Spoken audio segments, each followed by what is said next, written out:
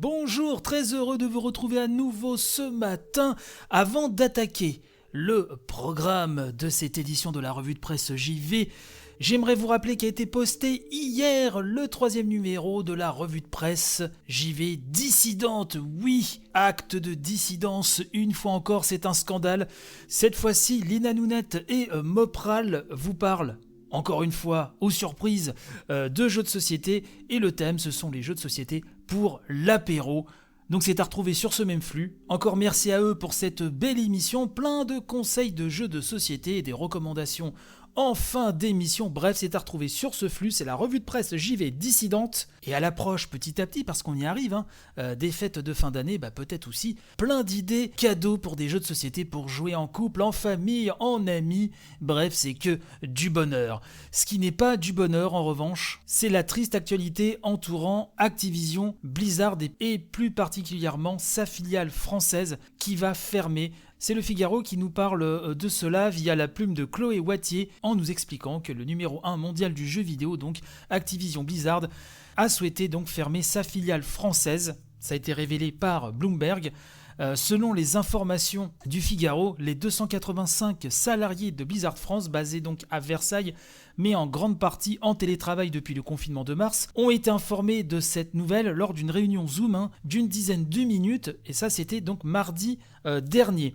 Ce projet de réorganisation, comme ils l'appellent chez Activision Blizzard, mènera à un plan de sauvegarde de l'emploi qui sera discuté lors d'un CSE extraordinaire les 13 et 14 octobre prochains. On nous dit que Blizzard France regroupe des fonctions support, édition, marketing, communication, traduction des jeux, animation des communautés sur internet, service client, etc.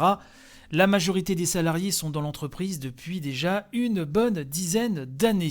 Activision Blizzard donc a pour projet de relocaliser les métiers de l'édition, du marketing et de la communication pour le continent européen dans un centre unique situé à Londres. Ce plan, présenté peu avant le confinement, a conduit à la discrète fermeture en France d'un bureau d'Activision à Levallois-Perret qui employait déjà une quinzaine de personnes. La moitié de ses salariés devaient rejoindre les bureaux de Versailles. Oui. Une autre succursale, à La Haye, aux Pays-Bas, a aussi fermé ses portes sans un bruit. Alors je vous laisserai lire l'intégralité de ce papier sur lefigaro.fr, le lien bien sûr sera dans la description de l'émission, mais sur ce même papier on se pose la question, quid du devenir des 250 salariés de Blizzard France ? Il y aura des propositions de reclassement au sein du groupe pour éviter au maximum les licenciements, mais tout le monde ne pourra pas déménager à Londres ou aux États-Unis, explique-t-on en interne. Les négociations syndicales, quant à elles, débuteront mi-octobre. Bref, cette restructuration ne semble pas liée à des difficultés financières pour Activision Blizzard, car sur les 6 premiers mois de l'année 2020, l'éditeur de jeux vidéo a engrangé 3,5 milliards de dollars de chiffre d'affaires, dont 913 millions de dollars proviennent des jeux Blizzard. Le groupe, en outre, a dégagé sur la même période un revenu opérationnel de 1,5 milliard de dollars. Donc, une grosse pensée donc pour tous les employés concernés en cette période difficile et en espérant que cela ne se passe pas trop mal pour eux pour les mois et années à venir. Mais c'est un gros coup dur, surtout quand on voit les bénéfices générés par cette société. Je pense qu'effectivement ça doit être vraiment très très difficile à avaler pour les employés. C'est ainsi que se termine cette édition. Là, au moment où je vous parle, il y a eu un Nintendo Direct. Donc normalement, aujourd'hui, vous avez une démo de Pikmin 3 Deluxe à télécharger sur votre Switch.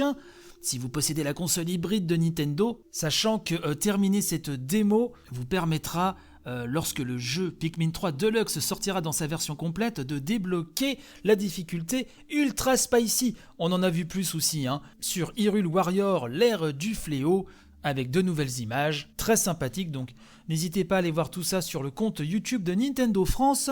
Si vous êtes fan, vous allez vous régaler. Quant à moi, je vous dis donc à demain, je vous souhaite la bonne journée, je vous fais de gros bécos, et donc je vous dis à tantôt. Allez, bye bye.